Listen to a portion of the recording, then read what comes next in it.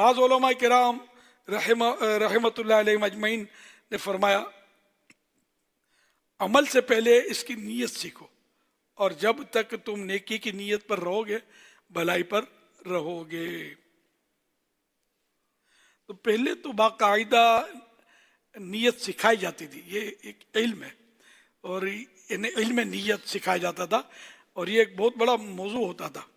علماء نیت بھی ہوتے تھے، اب تو خدائی بہتر جانے، عام طور پر اب مدارس دینیا میں نیت کا باب تفصیلی طور پر نہیں پڑھایا جاتا۔ پہلے کے مقابلے میں اب درس نظامی کی مدت بھی کم ہو گئی ہے نا، خدا جانے آگے چل کے کیا ہوگا۔ یہ لوگوں کی کم دلچسپی کی وجہ سے ایسا ہو رہا ہے،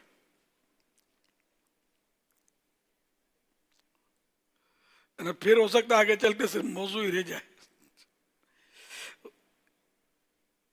تو ہمارا رجحان کم ہو گیا، انشاءاللہ اب کوشش کریں گے جس درخواست کی کہ خوب درس نظامی پڑھیں، علم دین کا ذوق بڑھے گا تو ہو سکتا ہے کہ واپس جو موضوع ہم سے بچھڑ گئے وہ شامل ہو جائیں۔ پہلے صدر الشریعہ مولانا امجد علی صاحب رحمۃ اللہ علیہ نے بہار شریف میں جو لکھا ہے، غالباً 15 یا 16 سال کا کورس ہوتا تھا درس نظامی کا، اب ہمارے ہاں تو 8 سال کا ہے، اور اسلامی بہنوں کا 5 سال کا،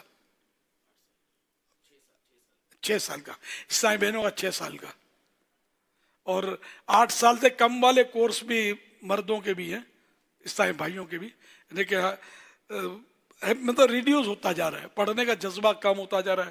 پہلے فارسی لازم ہوتی تھی، فارسی میں بہت ساری دینی کتابیں، اب فارسی بھی مائنس ہوگی، لوگوں کی دلچسپی نہیں ہے۔ یوں کہہ سکتے دینی کتابوں میں عربی کے بعد فارسی، یعنی کہ عجمی جو ہیں اتنی، یعنی امام بخاری رحمۃ اللہ علیہ خود عجمی ہیں، عربی نہیں ہے۔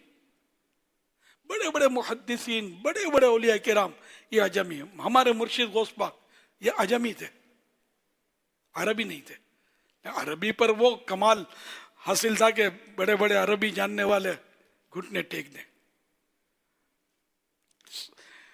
بعض صحابہ بھی عجمی تھے، سلمان فارسی تو مشہور ہیں رضی اللہ تعالیٰ عنہ۔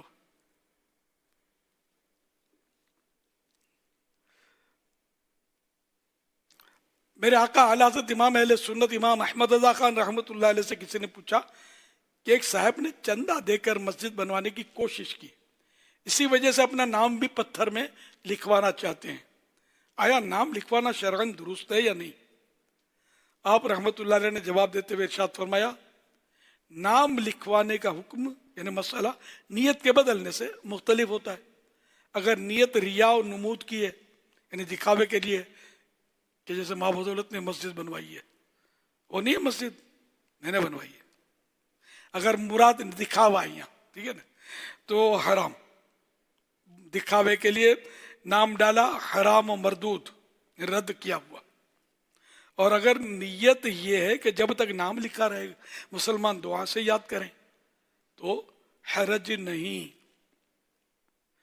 اور حتی الامکان مسلمان کا کام نیک نیتی ہی پر محمول کیا جائے گا۔ ہمیں پتہ ہی نہیں ہے کہ نام کیوں ڈلوایا ہے تو ہم خامخواہ اس کو گھسیٹیں گے نہیں ریا کے کیچڑ میں کہ یہ ریاکار ہے، نام کیوں ڈلوایا ہے۔ نام ڈلوانا جائز ہے، اب اس کی نیت پر ڈیپینڈ کرتا ہے کہ اس نے کس لیے نام ڈلوایا ہے۔ یہی حال کتابوں کا، کتاب پر نام ڈالنا یہ بھی جائز ہے۔ اب اگر اس لیے مفتی احمد یار خان رحمۃ اللہ علیہ نے لکھا ہے کہ پہلے کے علماء ایسے بھی ہوئے جو اپنے نام نہیں ڈالتے تھے کتاب پر، ایسے ہوئے کہ جو مطلب یعنی کہ وہ ڈرتے تھے کہ کہیں ہم ریاکاروں میں نہ آ جائیں۔ تو جنہوں نے ڈالا، امام مفتی احمد یار خان رحمۃ اللہ علیہ نے لکھا کہ جنہوں نے ڈالا ہے نام تو وہ اس نیت سے ڈالا ہے کہ یہ کتاب رہے گی جب تک باقی نام لوگ پڑھیں گے تو دعائے خیر سے یاد کریں گے۔ اب مثلا دعائے خیر تو کوئی ہاتھ اٹھا کر دعا تو کرتا نہیں ہے، ہم نے دیکھا تو نہیں ہے۔ اچھا، اعلیٰ حضرت رحمۃ اللہ علیہ، یہ کہا میں نے رحمۃ اللہ علیہ کہہ کر دعا دی یا کیا کیا؟ رحمۃ اللہ علیہ کہنا دعا ہے نا، تو یہ دعا لوگ میرے اوپر مرنے کے بعد بھی رحمۃ اللہ علیہ پڑھیں گے۔ دعا یہ رحمت کی دعا ہے کہ اللہ ان پر رحمت نازل کرے، ان پر رحمت اتارے۔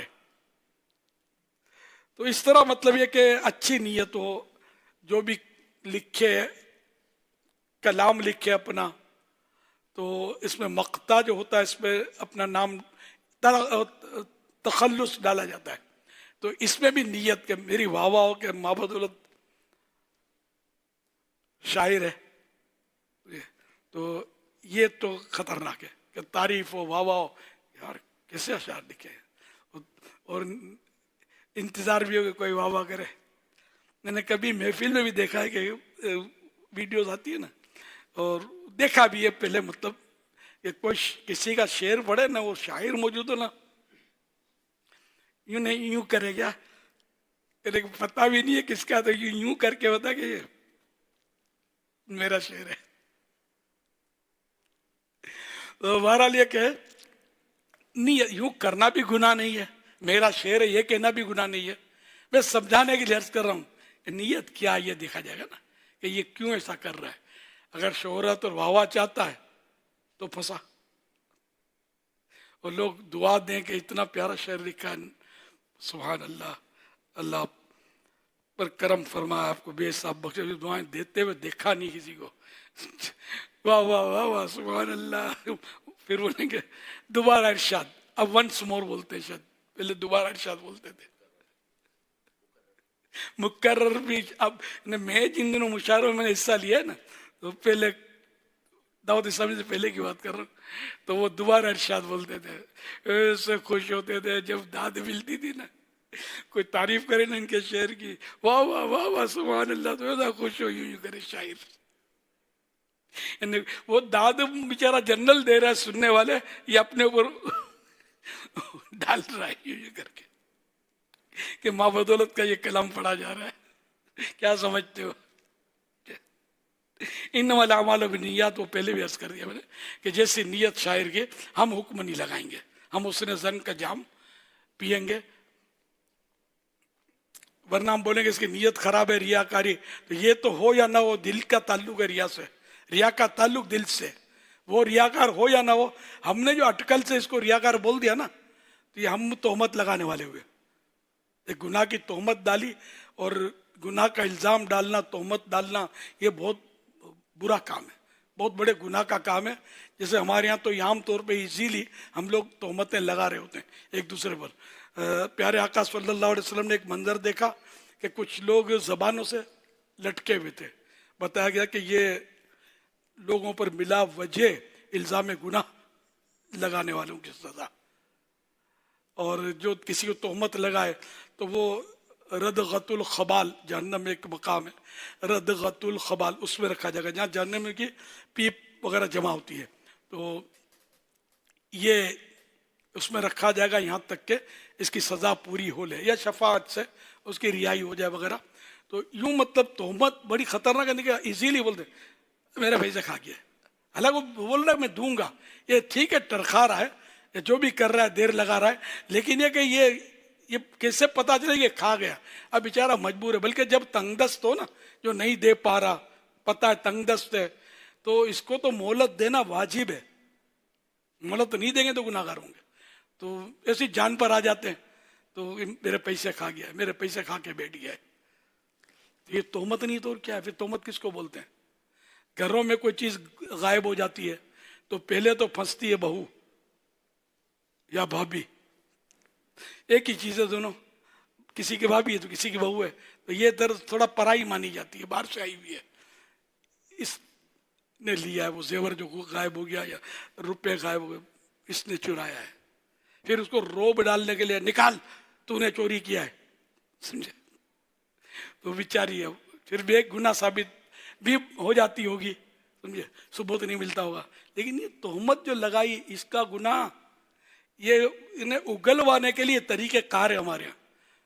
تو نے لیا ہے، خالی یہ پوچھیں گا تو نے نہیں لیا تو نہ بول دے گا نا. مجھے سب پتا ہے، تو بار بار اس کی طرف جا رہا تھا، غور سے دیکھ رہا تھا، سمجھے، تو نے لیا ہے دے دے، ورنہ پولیس، تو یوں تو یوں تو یوں، نکال. تو یہ مطلب بغیر کسی مطلب، یعنی کہ اس کے معلومات کے اس طرح تہمت ڈال دینا کسی پر، یہ وہی خطرناک گناہ. جھوٹ بولتا ہے، میں جانتا ہوں اس کو، جھوٹ بولتا ہے. اب کیسے پتا چلا یار جھوٹ بولتا ہے؟ اعلی حضرت فرماتے ہیں کہ سب سے بڑا جھوٹا بھی کبھی کبھی سچی بات کر دیتا ہے. تو یہ ہمارے یہاں یہ عام ہے یہ گفتگو، اس کی نیت خراب ہے. بھائی تیرے کو کیسے پتا چلا؟ ایسا کون سا اسکیننگ مشین تیرے اندر آ گیا یا تیری آنکھوں میں آ گیا، تیرے کھوپڑی میں آ گیا کہ تجھے پتا چل جاتا ہے کہ یہ نیت خراب ہے اس کی، یا ماما بنا رہا ہے؟ میں سب سمجھتا ہوں بیوقوف بنا رہا ہے، بڑا دھوکے باز ہے، بڑا مکار ہے. تو اس طرح ہم لوگ مطلب اتنے دن میں پتہ نہیں تہمتیں لگاتے ہوں گے، تو یہ کیسے نکلیں گے یار اس سے؟ تہمت کی سزا بھی بڑی، توبہ بھی بڑی مشکل ہے. بہار شریف میں جو لکھا ہے کہ تہمت لگانے کی توبہ تو کرے، توبہ کے ساتھ ساتھ جس پر تہمت لگائی اس کو کہے کہ میں نے تم پر جھوٹی تہمت لگائی تھی، اور جن کو کہا ان کو بھی کہے کہ میں نے یہ غلط تہمت لگائی تھی، وہ ایسا نہیں ہے. کتنا مشکل کام تہمت کی توبہ. اور یہ دن میں پتہ نہیں، اگر گنتی کریں تو پاگل ہو جائے آدمی، حساس ہو تو کہ اتنی تہمتیں مجھ سے جاری رہتی ہیں. انشاءاللہ مدنی مذاکرے میں آتے رہیں گے آپ سب، تو انشاءاللہ آپ کو بھی اگر معلومات نہیں ہوں گی تو یہ ہوتی جائیں گی، بڑھتی جائیں گی. پھر آپ لوگ ماشاءاللہ جو ہمارے طلباء کرام ہیں، یہ ایک بھاری تعداد امامت، خطابت، محراب و منبر کی زینت، تدریس وغیرہ بھی کرتی ہے. تو یہ چیزیں آپ کو مدنی مذاکرے میں آپ سنتے رہیں گے، آپ کو کام آتی رہیں گی. یہ پرانے تجربات جو انہیں یہ بول رہے ہوتے ہیں، جو عام طور پہ کتابوں میں نہ ملیں لکھے ہوئے. تو انشاءاللہ آپ کو بڑا فائدہ ہوگا. سارے طلباء کرام جو یہاں کے ہیں وہ کراچی ہے تو فیضان مدینہ میں آیا کریں، ورنہ مدنی چینل پر یا جہاں اپنے علاقوں میں دوسرے شہروں میں اجتماعی طور پر بھی مدنی مذاکرہ دیکھے جانے کی ترکیب ہوتی ہے، تو وہاں جائیں اور ضرور مدنی مذاکرے کو اپنی زندگی کا حصہ بنائیں. اب میں دیکھو کب تک مدنی مذاکرے کے قابل رہتا ہوں، میری عمر آپ کے سامنے ہے. جیتے جی بھی آدمی حافظہ ختم ہو جائے یا کچھ ہو جائے تو نہیں کر سکتا، تو بس فائدہ اٹھا لیں. انشاءاللہ دنیا آخرت کی بھلائیاں نصیب ہوں گی. صلو علی الحبیب صلی اللہ علی محمد. تو نیتوں کا بھی کوشش کرنی ہے، ہر کام میں جتنا ہو سکے نیتیں کرنی چاہیے. اعلی حضرت امام اہل سنت رحمۃ اللہ علیہ فرماتے ہیں جب کام بڑھتا نہیں، جب کام کچھ بڑھتا نہیں، جب کام کچھ بڑھتا نہیں، صرف نیت کر لینے سے ایک نیک کام کے 10 ہو جاتے ہیں. تو ایک ہی نیت کرنا کیسی حماقت اور بلا وجہ اپنا نقصان ہے. کتنی پیاری بات ہے. جیسا ابھی پیر شریف کا روزہ اور شاشید کے روزے کی توجہ ملی نا، کہ اب کوئی کام نہیں بڑھے گا، روزہ ایک ہی رہے گا، محنت بھی نہیں ہے، بس توجہ ہو کہ پیر شریف کا روزہ سنت ہے تو اس کی نیت کر لے، اور شاشید کا روزہ کہ اس کی بھی حدیث میں فضیلت ہے تو اس کی بھی فضیلت چاہتا ہوں، اور سنت بھی ادا کرنا کہ دور ہو گئے سنت. اسی طرح جمعے کے غسل میں بھی نیتوں کا ہے کہ مختلف نیتیں ہو سکتی ہیں اس میں، جبکہ اس کا جن کا محل ہو، موقع ہو، بغیر موقع کے نہیں ہوں گی نیت. صلو علی الحبیب صلی اللہ علی محمد.